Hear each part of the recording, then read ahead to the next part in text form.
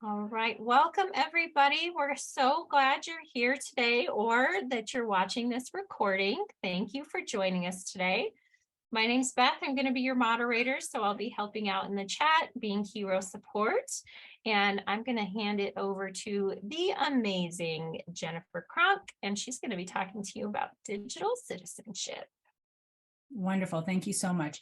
So welcome everybody to Digital Citizenship for Teachers. And I'm still playing with a couple of my tools, so I apologize, just moving things around.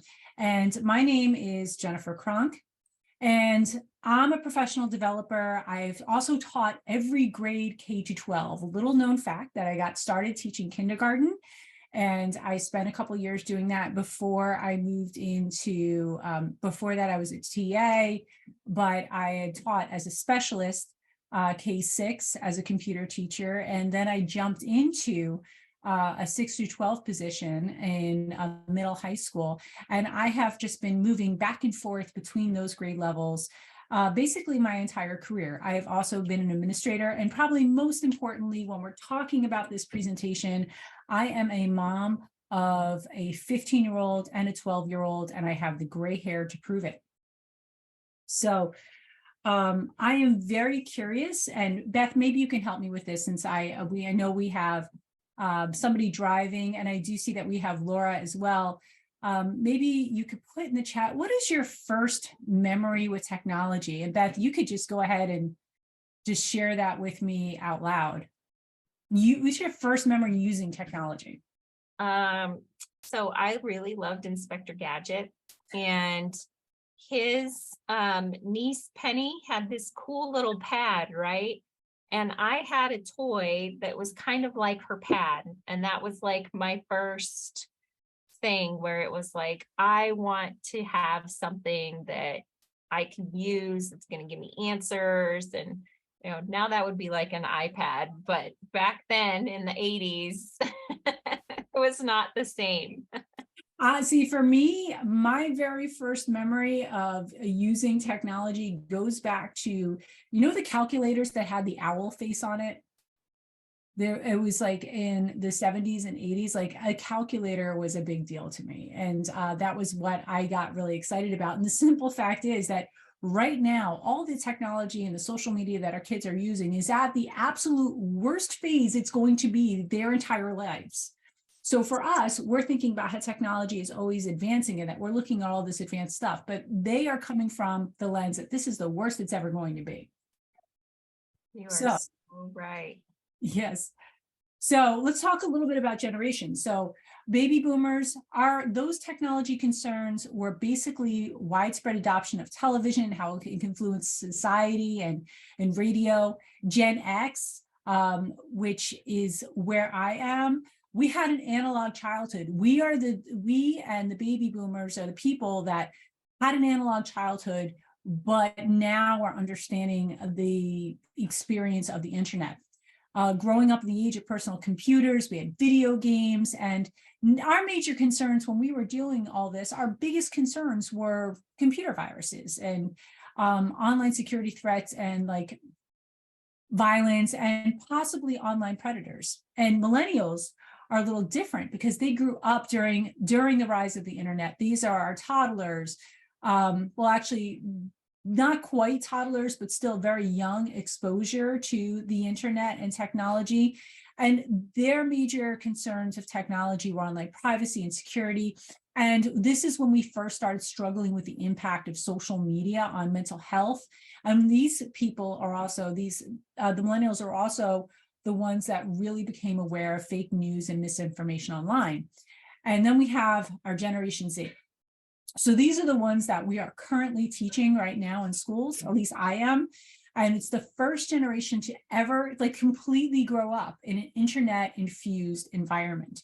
They're completely 100% online. And this is really important for us to recognize the generational differences when we're talking about digital citizenship, because we need to recognize myself as a Gen Xer, that I take my lens of my childhood and put it on a Generation Z child, and it doesn't work.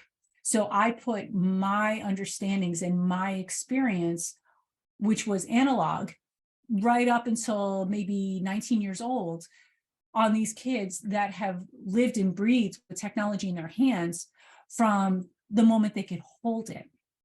Now, their major concerns that we're looking at are cyberbullying, online harassment, the spread of false information, propaganda.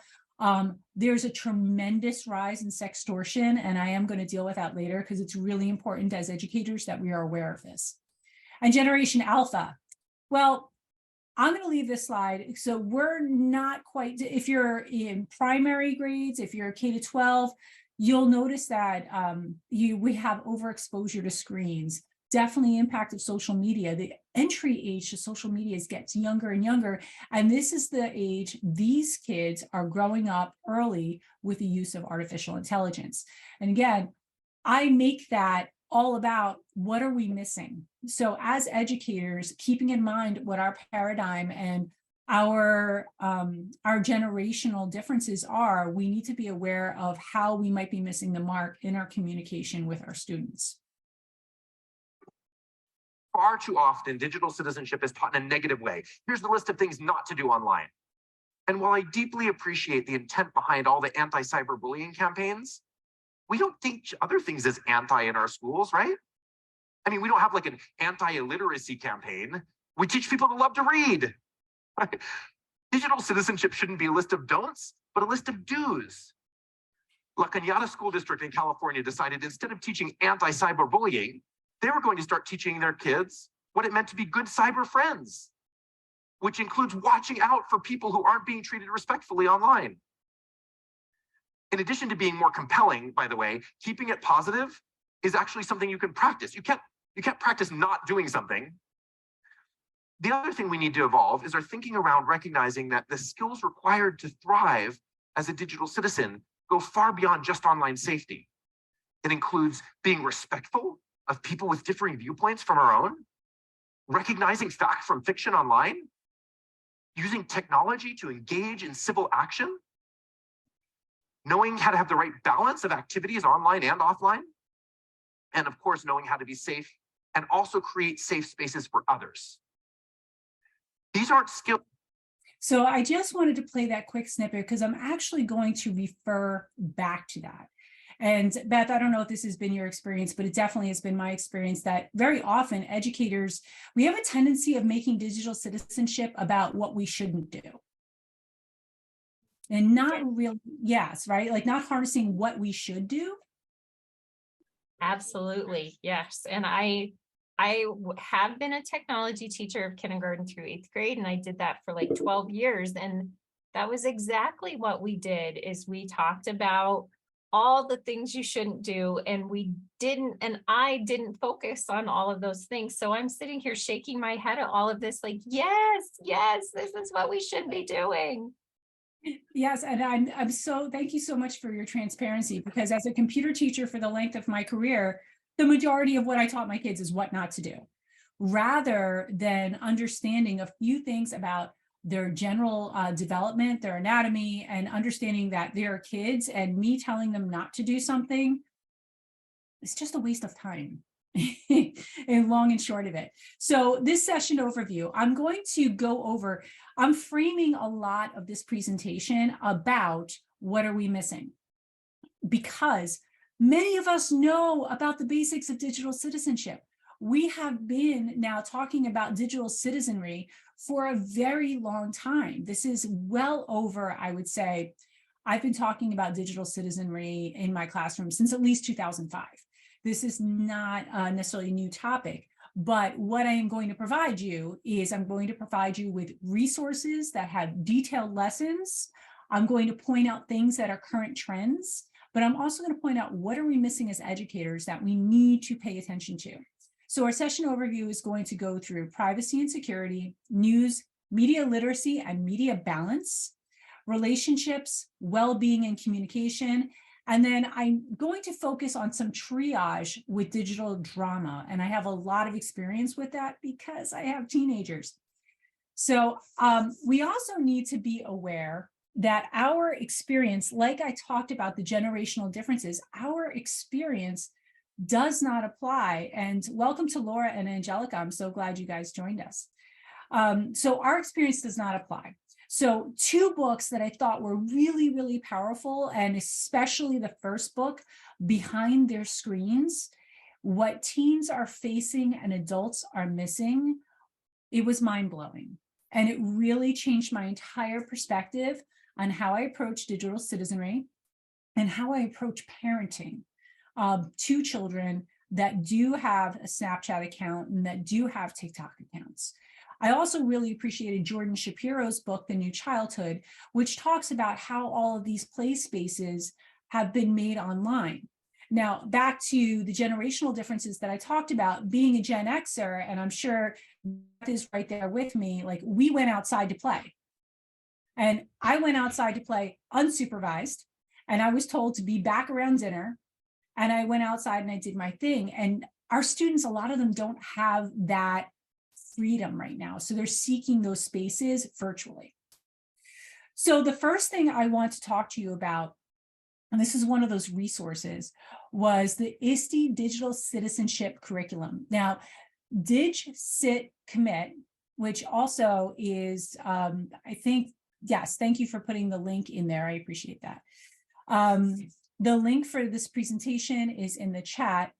And Dig-Cit Commit has a series of like there's so much curriculum that is here that you can meet every need that you have.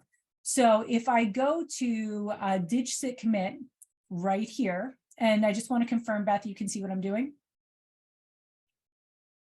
Yeah, thank you. All right, so here we get to choose what type of curriculum that we want to look for. Now we have competencies: being inclusive, informed, engaged, balanced, and alert. ISTE partnered with all of these different organizations that are providing different curricular resources. So here, if I wanted to look for curriculum that is inclusive, specifically when it comes to digital citizenry, I click on that competency and it will reorganize itself to include things from different partners with lesson plans. Now, when we talk about digital wellness, here is a lesson from Ignition, Digital Wellness and Safety. It'll go through the overview, a course walkthrough, and it's an entire course. All of this stuff is free. They will usually ask you to sign up for an account, but all of these are provided from ISTE for free. So I wanted to take a moment and point out these resources to you because they're really, really powerful.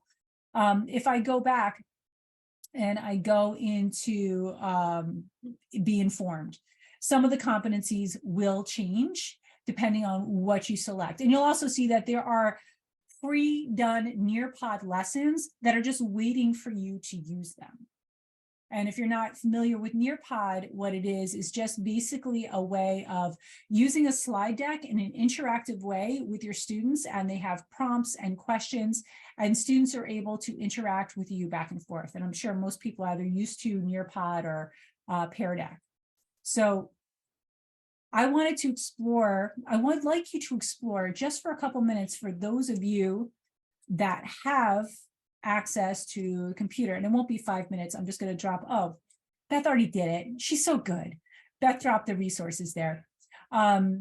Just take a minute and take a look at a couple of those resources for those of you that are joining us on computer.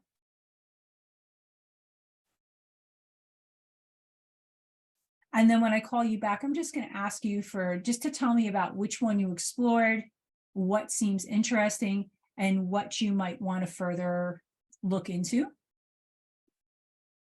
I also really, really like, oh, I'm going to save that one for later.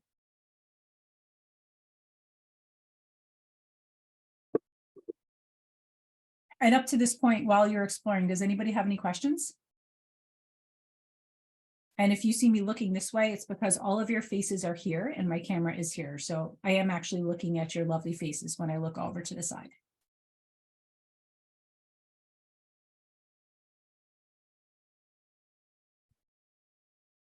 There's also something that's really, really handy, is the Digital Citizenship Handbook for school leaders. And I am going to, it's less than 5 minutes, but I'm going to take a pause and go back to my slide deck because I do want you to be able to explore something else. Does anybody want to share anything that they saw in that resource that they found interesting?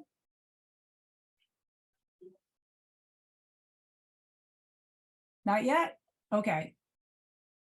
Feel free to jump in if something stands out to you. I included this in the slide deck. This is actually, when you click on the picture, this is a digital citizenry and fluency standards. If you're interested by grade bands, what we do in New York. This is what we did. We created a visualizer, and this was actually created by my friend Lynn Torrey. She took all of the standards and organized them by grade bands and by topics. And I could kiss the ground that she walked on, because it made it so much easier for me as a teacher to be able to look at this and say, okay, across K1, this is what I need to be doing to be able to address these things. And in New York State, we are now required to hit these standards. So just know that this is a format that we did in Google Sheets, but you can do this with any standards that you want to try to shoot for. But if you click on it, it will also should bring you to my copy, which you're welcome to make a copy of for yourself. So what do we need to understand first when we're talking about digital citizenship? The major thing that we need to understand is that this image plays a big part in digital citizenship. Could somebody please tell me what they think is being described by this picture and a student's brain?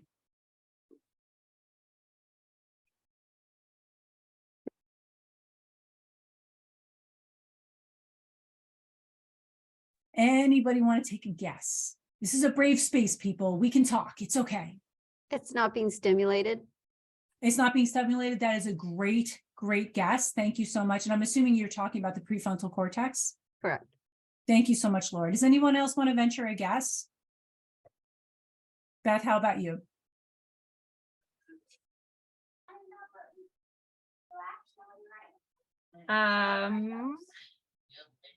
Gosh, you know, at the end of the day, it's kind of hard to think of a good answer. I'm so sorry for putting you on this spot, but I really appreciate you interacting with me. So what we're looking at, what I said that what we need to understand first, what is significant about this and teen and child decisions? The prefrontal cortex is, and you're partially right on there, Laura, is that it is going through a period of growth, but it's not there. It's not actualized. So children and teens are highly emotional beings. They don't have risk assessment. They don't have forward thinking to be able to think that my actions right now are going to impact my actions in the future. They know it cognitively, but they don't feel the brevity. Does that make sense? So they know that we tell them, if you do this, this is what's going to happen. But even though they know it, it doesn't mean it's going to really inform their decision-making. So let's talk about privacy and security.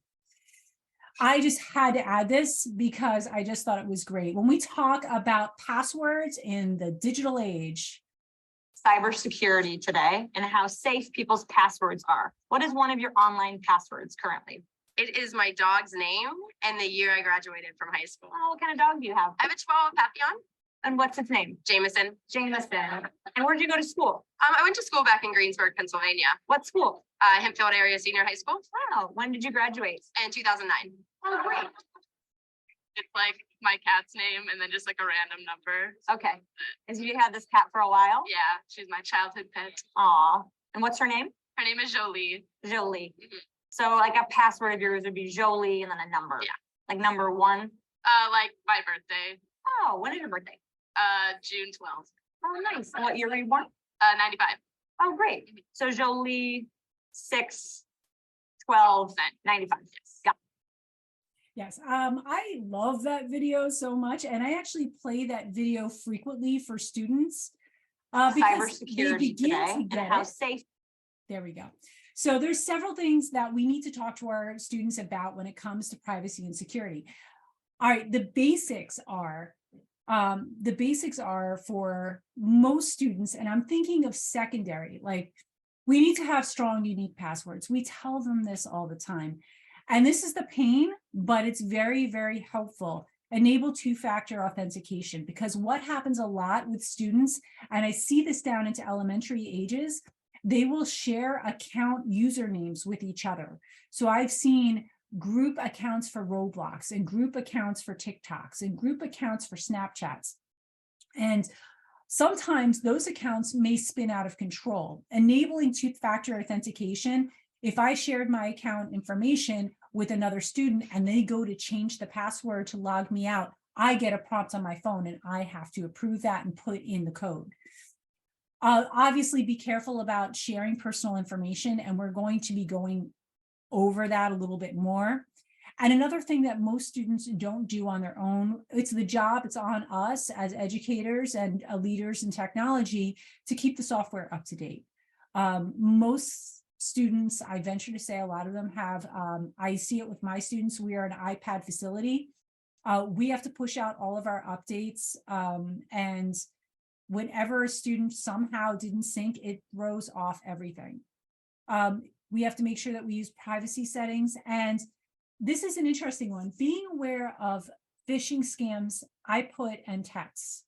So a lot of our students, when we talk about phishing scams, we talk about phishing scams in the context of email. Our students, at least my students, really don't live in the email world. They live in the email world only to interact with adults. Would you tend to agree with me? Yes. So they're not being accessed. Thank you for the other nod. I'm so happy to see you, Amanda. Thank you for joining. So their interactions when it comes to phishing, see, you have somebody trying to scam you on Facebook. Oh, I got some buttes that I'm gonna share. With Facebook and Venmo. And I was like, wait a minute, this isn't right. Yes. I was so excited too, because they wanted to buy my stuff, but they were just lying. Oh my gosh, I got spammed by that when I was trying to say, like, so many things. Well, what's happening with students now is they're getting phishing texts. And some of the phishing texts are as simple as, hey, Bobby, I'm sorry about last night. I hope we're still friends.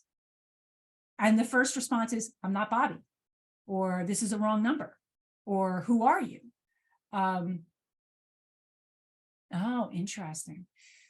So this is something we need to make our students aware of, is that the texts are now acting like just regular interactions just to suck them in.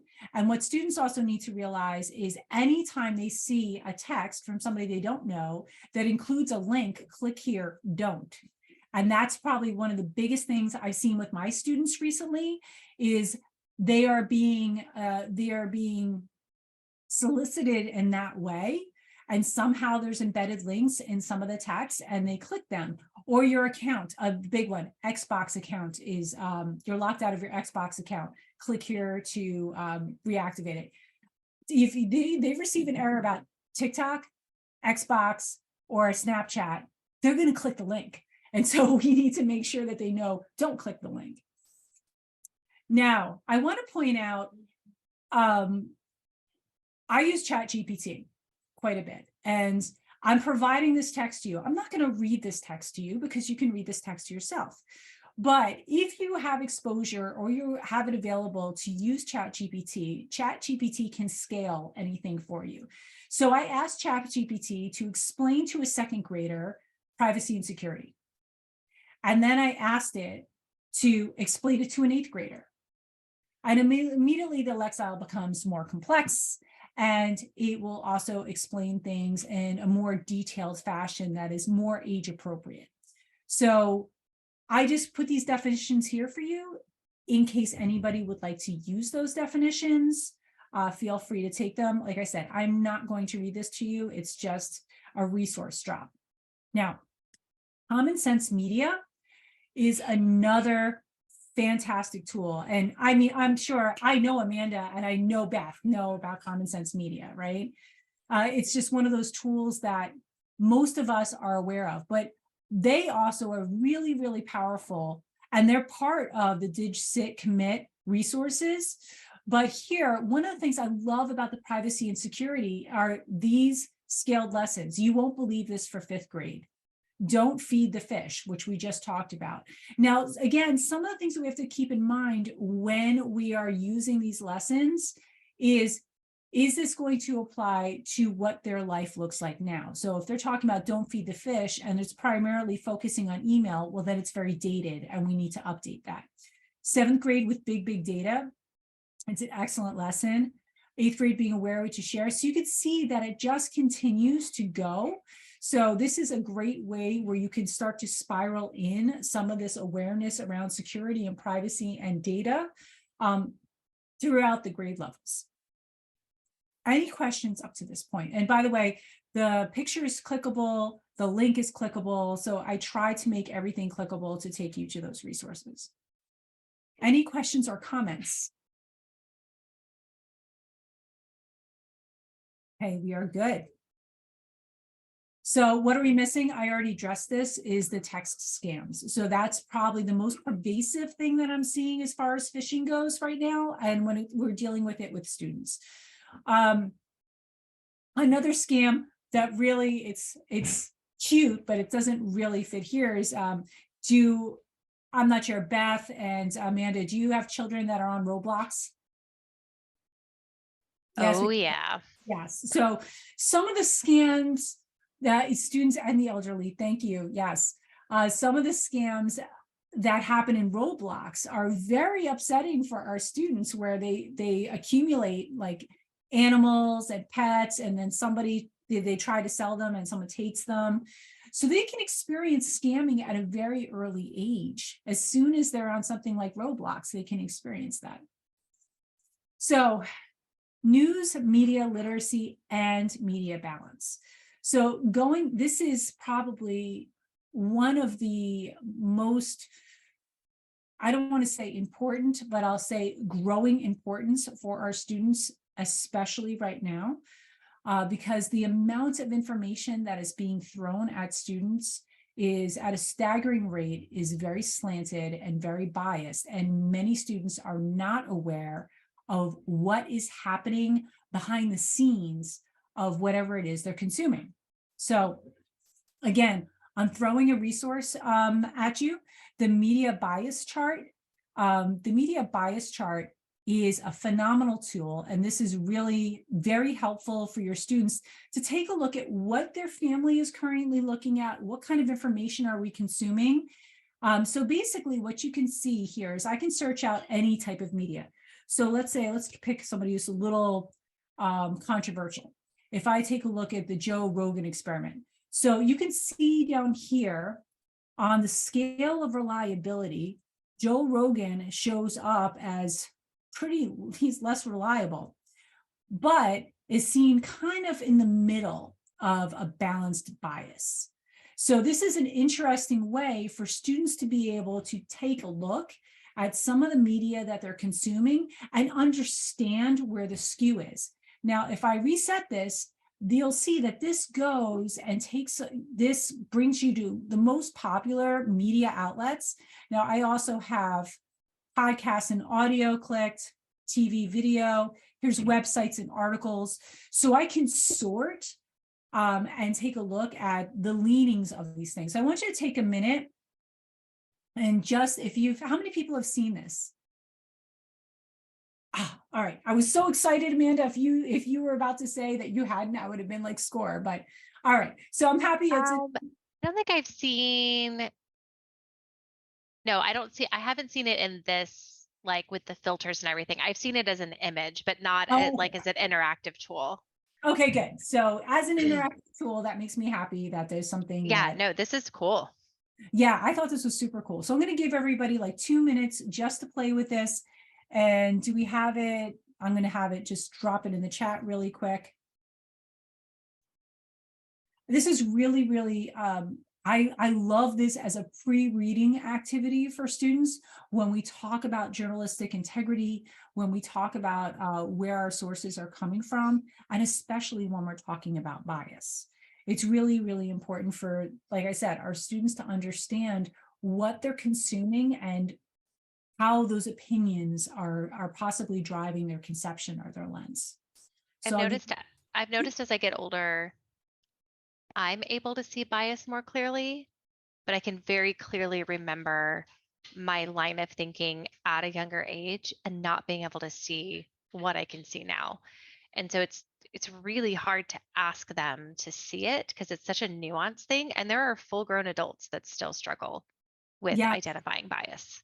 Yes, absolutely. And I'm very fortunate to work with some fantastic educators that work specifically with the media and bias. And they were the one that showed me the image, and I found this interactive tool and I was like, oh, this is fabulous. I just need to put this out there.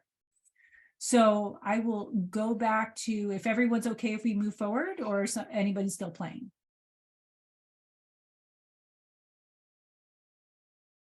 Okay. So now that we took a look at the media bias chart, I also want to point out something else that was a tremendous tool that I am also very super excited about.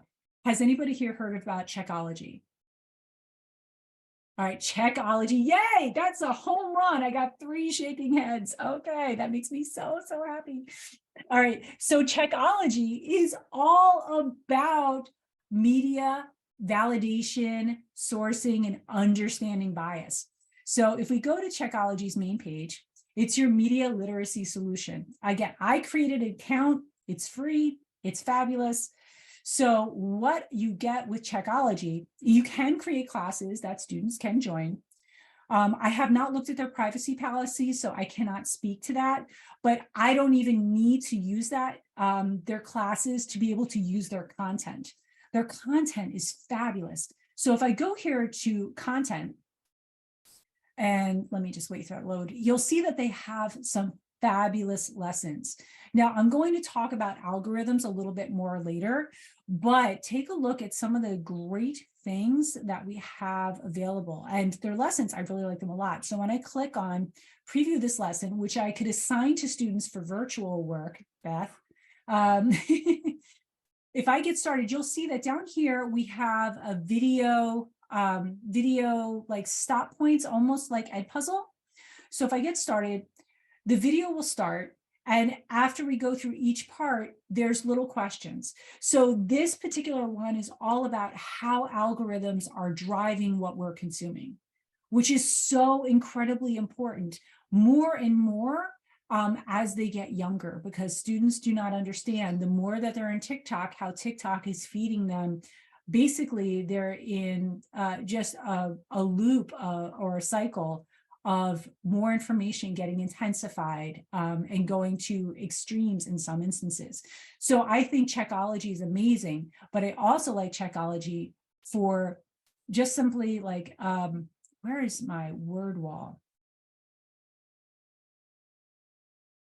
It might be here. Yes, word wall. So these are things that are really, really helpful for students, like absence of fairness and balance. It's just like a quick, like these are some things that vocabulary students might experience while they're consuming media. Bots, social media accounts that are either fully or partially automated. Like these are all things that are very, very specific that's being dealt with in their lessons. So you can have the entire word wall, or you can just go specifically to one lesson and just have the vocabulary that's there. But wait, it gets better. They have a check center.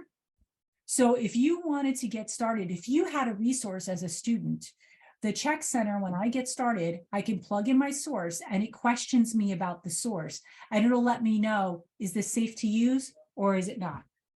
So Checkology is fabulous. I highly recommend it. And I want to be sensitive to time, so I'm not going to take a moment there and stop for you to play, but please play with that later. It's awesome. So we're not exploring. This is a lie. We already explored. So what are we missing here? We're missing algorithms. We're not in Checkology, but in the previous one. The important thing about algorithms for students to understand is how it is pushing their thinking, or how it is pushing their content. Let me see. Now, I just want to play one part of this video. So I'm going to back this up and just give you an idea. Has anybody seen this video yet? No? Okay, this is a great video. So this is a very powerful video to play for students. You don't want to play past timestamp 11.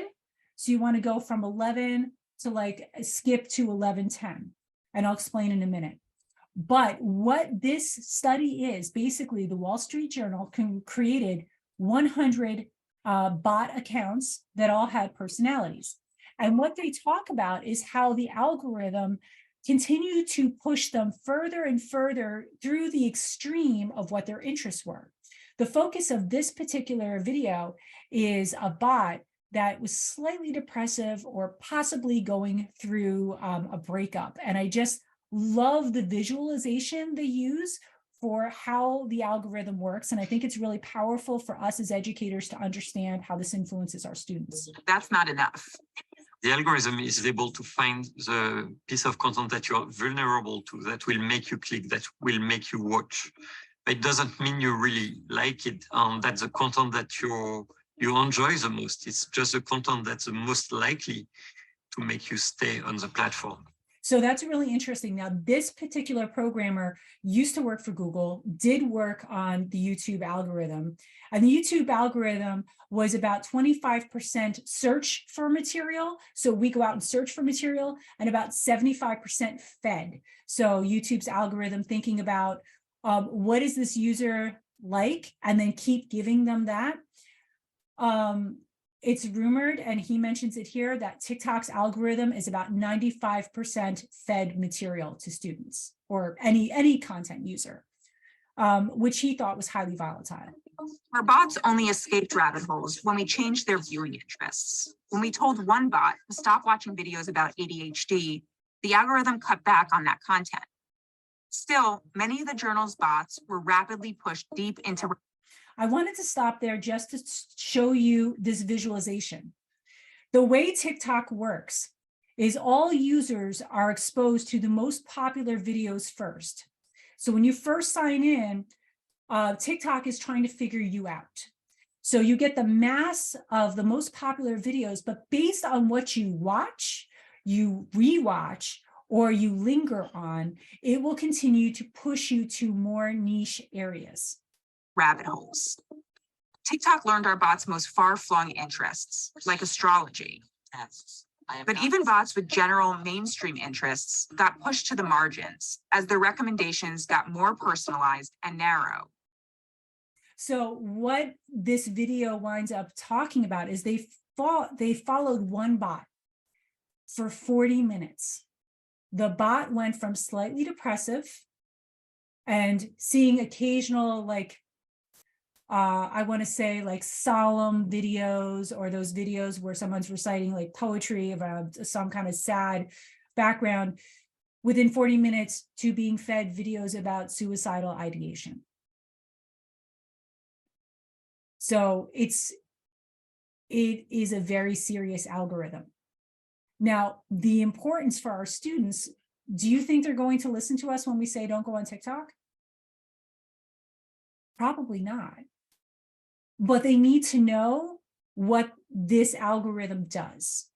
The part that I cut out of this video, and again, if you want to use this for staff, and I realize that this is a religious institution in school as well, so I want to be very careful and not put anything that is controversial.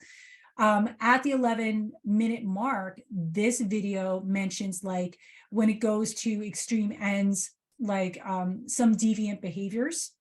So just be aware of that. If you choose to use the video, which I linked out in the notes, I also put in the notes, cut it at 11 for about 5 seconds, and then you're solid. It's a great video. And the students I showed it to really resonated with it because they did not know TikTok was reading them like this. And it didn't know that TikTok was actually driving their conversations.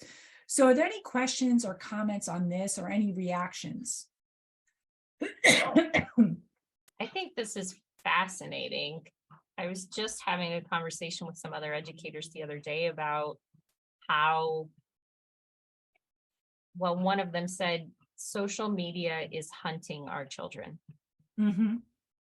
And I thought that was really powerful. And now I'm having this conversation, hearing all of this. I'm like, oh my gosh, it's so scary. I mean, social media is hunting you. It's not just our children, right? It's everybody. And it's a lot of moderation. And there's actually, I had linked out, I don't think I have it here. I took off the tab. There's actually social media's, I think it's what social media's market is you. Like it's using the users. So what my husband says is when you're not paying for it, you're the product. That's it. Thank you. That was the Yeah. tagline I was looking for. When you're not paying for it, you are the product. And people do not realize that. And that's something our students, they may not realize. And they may not realize just how pernicious this particular algorithm can be. So I want to be transparent though. I have two teens. My daughter's about to turn 13. She's 12 and my son is 15.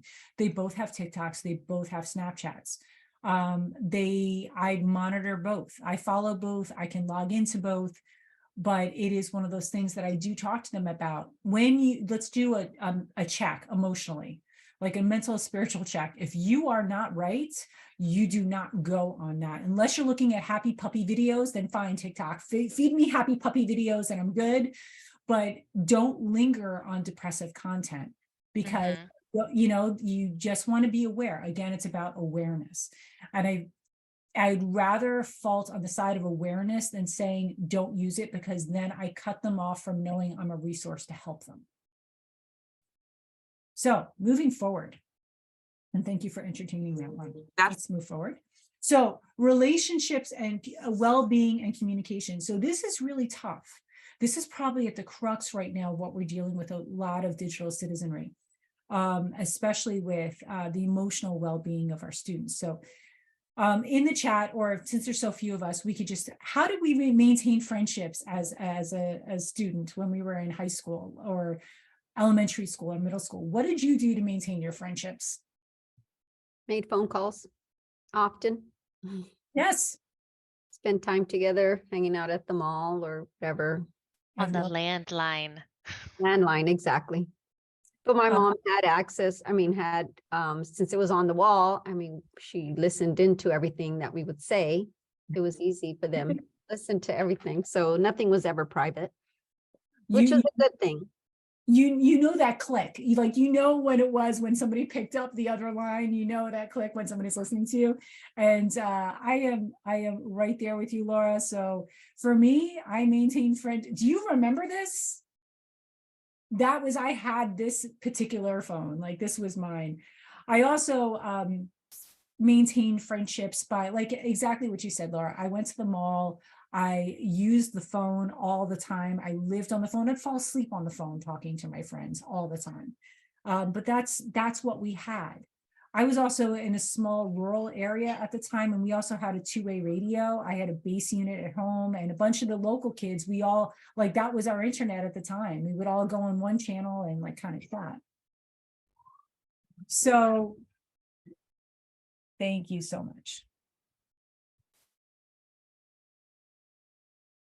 So does anybody here have a snap streak going on? All right, does anybody know, do you know what a snap streak is? Yes, but I couldn't keep up with it. It was too hard. It is too hard.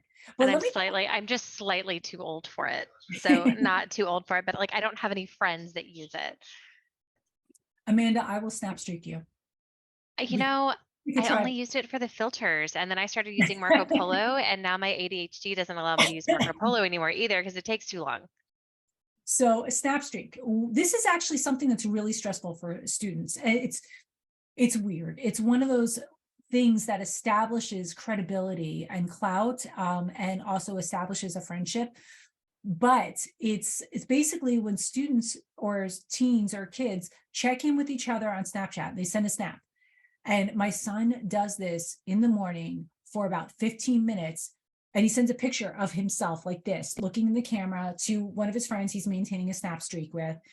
And in the book, behind their screens, one of the things that the authors talk about is that snap streaks, one, give you credibility as a student, but they're also a lot of work. And that students feel stressed out. They may not even want to be friends with this person anymore, but they don't want to be the person who cuts the streak. And it's really, really interesting because then it's like an offense, like you offended somebody if you don't keep up the streak. So how is this important for us as educators? We need to be aware of this, that these are all factors that they feel pressure to engage in snap streaks. Once they get older, they also feel pressure to engage in civic dialogue. The Black Lives Matter movement, and when George Floyd was killed, there was a tremendous pressure put on teens to tweet, to post, to make statements on Instagram. And in some instances, according to the authors, many students were ostracized because they took a step back because they didn't know what to do, but they almost got canceled because they took a step back. So these are the kind of things, these are the kind of pressures that we need to be aware of that our students are facing. And I also want to point out the need of the digital pacifier. So a lot of times what we as adults might be missing is, I'm sure we've all seen it, where students are in a room of people, or one kid is in a room of people and they're like this, and they're on their phone, but there's people all around them. They may need to check out. This could simply be that students need to hide in plain sight. They may also be seeking support. So there's been times where I've called out my own children, where I saw, like, I showed up to a family party and my son is sitting there on the phone. I'm like, Jack, stop, like, engage. He's like, I'm really uncomfortable right now. I'm just like, I need space. And I was like, okay. Other times, my daughter, calling her out for the same thing, she was actually getting encouragement from one of her friends. So the message that what we could be missing as educators when we see stuff like this happening is just to have a little bit of an understanding heart that there might be meeting a need and not just checking out, not just being immersed. They might have emotional need that they are actually trying to meet at that moment. And I definitely fall victim to this as a parent, where I give my kids a hard time, assuming the worst when it's really like they're just very much uncomfortable. And we also have to realize that we have just come out of like a 3-year period of time where students did not know how to, they did not get to exercise being together face to face. So a lot of times these face-to-face social events are very overwhelming and they don't have coping skills. And so what did we do during that time? We were digital. That's how they were seeking comfort. So behind your screen, specifically from this book, they are getting validation from likes. Their friendships are maintained by likes and comments. This civil engagement is often expected by older students, and there's a tremendous pressure on that. And we already know that online communities may be the only form of acceptance a child gets. I want to point out that, again, while we might harp on Snapchat and Instagram from the old lens of don't do these things, social media is bad. If I am friends with Beth and we are on Snapchat together, or we're on Instagram together, and most kids right now are on Snapchat and TikTok, some of them are on Instagram. It really depends on the age brackets that they are. But if I make a post and Beth takes 2 days to like it, well, she hates me. She totally hates me. She's like, she doesn't even want to be my friend anymore. Like, that's where they go with this. Now, I like to not shame that concept with students and just simply recognize, I know that likes are important to you, but take a step back and realize that, some people, it may not be as important to everybody, but I just think it's important for us to, as educators, to realize the emotional baggage that comes with likes and comments. And I know, for example, for my daughter's age group, if somebody posts like a picture selfie of themselves on Instagram and people don't comment how pretty or all this, that child feels off, or like people don't like them. I think it's important that we address the emotional baggage part of it rather than addressing the do or don't part of it, because what they're really seeking is validation. And what are some other ways that we can give them to it? Give that to them. So digital drama. Let me stop there before we get to digital drama. What do we have? Like, what kind of comments or questions or reactions do we have up to this point?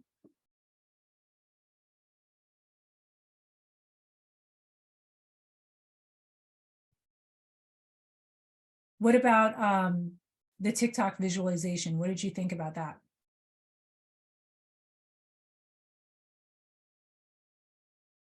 TikTok is terrifying. Which is sad because I use TikTok daily. I'm also helping an organization with their TikTok presence because it's a source of income for them, but they have to get a certain amount of following. So I am daily looking at the TikTok post to see like, okay, did my post yesterday do better than the day before? And like kind of wrapped up in those statistics. And it can definitely get to you over time. What I notice is my kids manage to find the TikToks even though they don't have access to TikTok because TikTok turns into Instagram Reels, turns into YouTube Shorts. So my son is still consuming TikToks, but not with the same force of the algorithm. Mm-hmm. And our kids have a ton of access to technology, but are also restricted on a lot of ways. Like we don't have phones for our kids, Jennifer, which is funny because I know you have kind of opened that up for your kids.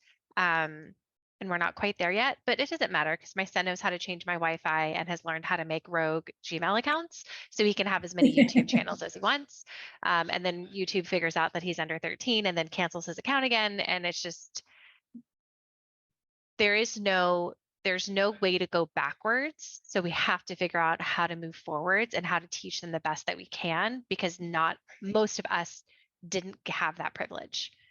Yes. And I completely agree with you. And I do have some resources that will also help with that. And I also want to preface that, when I decided to say, I said okay to TikTok first, because both my kids are very creative and they really do some really creative videos. And I believe in content creation. I think nurture the creative part of you. And then my son played football and he left the town that he was playing football for. And he was like, Mom, my friends, they only have Snapchat. And honestly, they were campaigning for Snapchat for 4 solid years. And I finally caved in, like 4 years. It took me a long time. And when I said yes to my son, I looked at my daughter's face and she was the very first one to make the request. She had been asking the longest. And I was like, no. And so, like I said, I have access and I do have a resource that will help. So remember that students are emotionally driven. I'm going to go back to that prefrontal cortex because they are emotional beings. So that's something that's mentioned over and over again in the book Behind Their Screens. They are emotional beings. They're aware of consequences, but the consequences have no weight. They have that's the personal fable ideal where they don't see harm happening to them. And it's not their fault. That's the way their brain works. So they know what a digital footprint is. Everybody does the digital footprint lesson multiple times. So they know what it is. But it doesn't mean that's going to stop them from taking action for something that's going to feel good right now. And that's the important thing to realize that book drives home. They are in the feel good right now, deal with consequences later framework. That doesn't turn off until about age 22. So what is significant about this making decisions? They're emotional beings. They're not going to, no matter what we tell them the consequences are, they are not going to use that forethought, most likely, to make the best decisions. So really quick definitions. We know that cyberbullying is persistent and invasive. It is across digital media.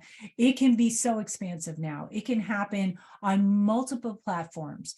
But something else that's really important that also was brought up in the book, exclusion or canceling, which is not direct cyberbullying, but it happens digitally, is very damaging. I won't say as damaging, but extremely damaging.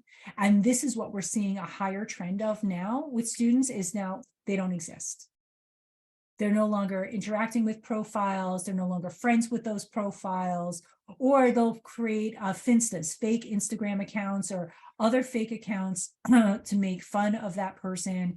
But exclusion or canceling is what we're beginning to see more frequently of this age group. Now, when the damage spreads, it's really important for students to be able to talk to us. So, there will be gossiping, there will be shock. A lot of times we'll see like photoshopped pictures being passed around. Somebody could take a picture that's not of me and say it's me and circulate it. It's happening all the time, and it leads to feelings of extreme loneliness and isolation. But what we're missing about this is students usually won't come to us or parents to ask for help because they're afraid of the device being taken away. In some instances, the device does need to be taken away for mental health. But I think it's important that we frame these conversations. This is not a punishment. This is not, and I told you so. This is, I want to protect you right now because you're emotionally vulnerable and you're raw. And this is coming right back to you when you're in a better place. And I have a personal experience with this that I'll share. When we're asking about digital damage, I want to make a point that we need to start talking about consent across many different avenues. And so we'll have students taking pictures of other people without their permission. Like, was this consensual? Did you say yes? Or were you pressured to have this picture taken of you in this weird, awkward pose? Or was this coerced? Come on, come on, come on, we're going to do this. Or was this done completely without your permission? So we need to ask these questions when something's circulating, and we need to start having discussions in school about consent, because we can't expect that they're not going to do these things, but we can frame it around what is consent when it comes to digital media. Now we have to talk about sexting and sextortion. It's important for our students to be aware of how to get help. So, and what is happening, this is, most kids are aware of this. Like, why will children send inappropriate texts or sex, basically? Peer pressure. They might be trying to figure out who they are. They might be trying to seek it for attention. They might be getting pressure from a boy or a girl or whatever. Or more likely than not, right now, they're goofing off and they have a lack of understanding of the consequences. And this is becoming tragic. I'm not sure if you're aware, but this is a gigantic trend that is happening right now. And the reason why we're losing kids to suicide from sextortion is they're afraid to talk about it. So basically what winds up happening, and what happened in this young man's case, is I think it was Snapchat, but I'm not sure. A person, a girl that he did not know, reached out to him and sent a risky photo, asked for one in return. He sent one. The moment he sent one, he was inundated with, all of a sudden, all these message requests and everything. Your reputation is ruined. You are not going to college. We're going to destroy your life. You have to pay me money. What winds up happening is this has become a syndicate-wide thing. So we're seeing this happen in 3 major countries at the moment. I know for certain Nigeria, Portugal, and I know there is a city in Mexico where this is prevalent. These predators are often out of the country, and there's a house full of people. They're baiting accounts and they wait for one person to bite.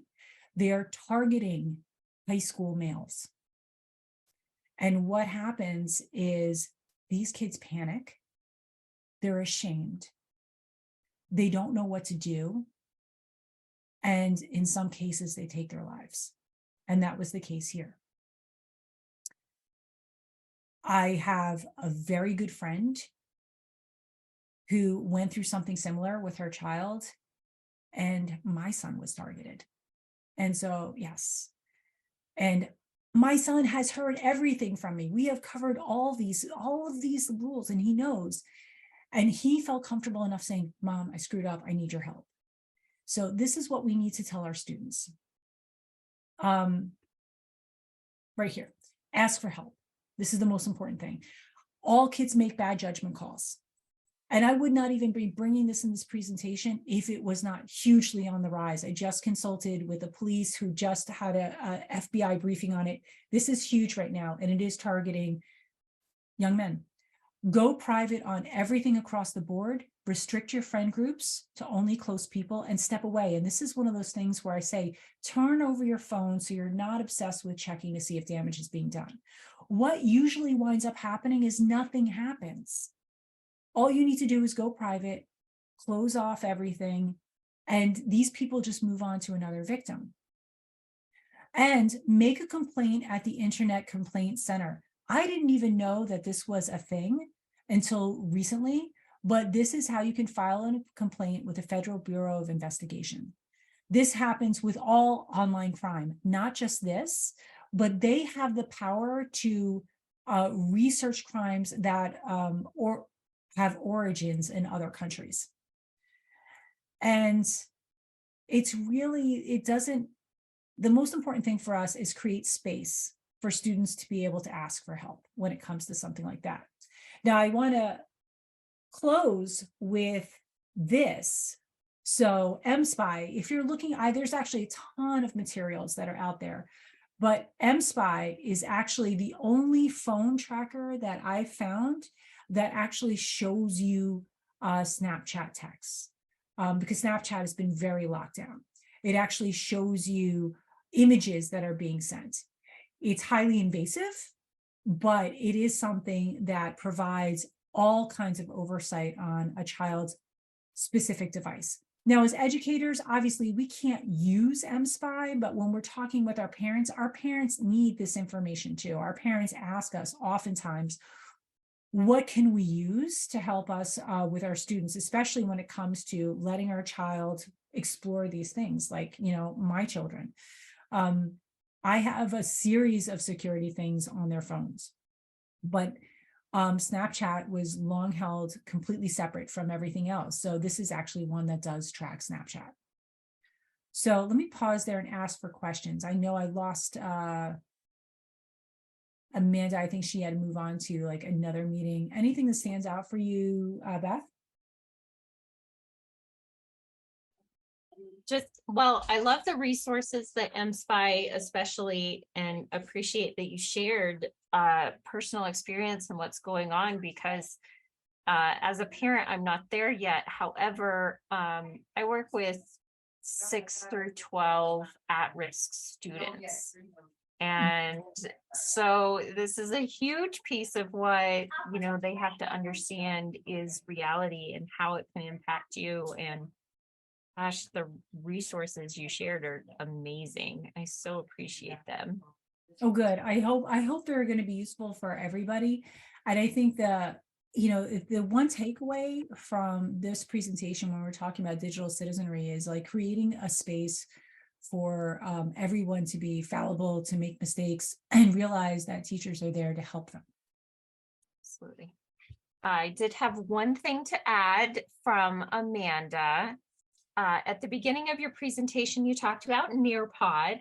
And Yes. next year, the ADLA is going to be paying for a premium Nearpod for Oh, that's great. subscription. I have a premium one too. I love Nearpod. So all of the ADLA will be getting that premium Nearpod to be able to use some of those resources a little more easily, which I think is fantastic.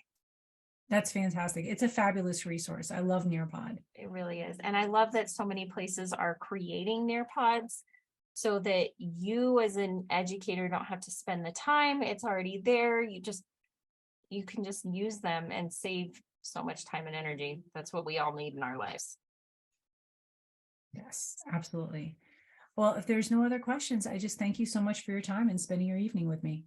Thank you, everyone. I'm going to put a link to the evaluation in the chat for you here in just a second. I was telling Jennifer I am tabrific over here, so I gotta stop, but I will stop the recording. I'm going to put that in for you. Thank you, everybody.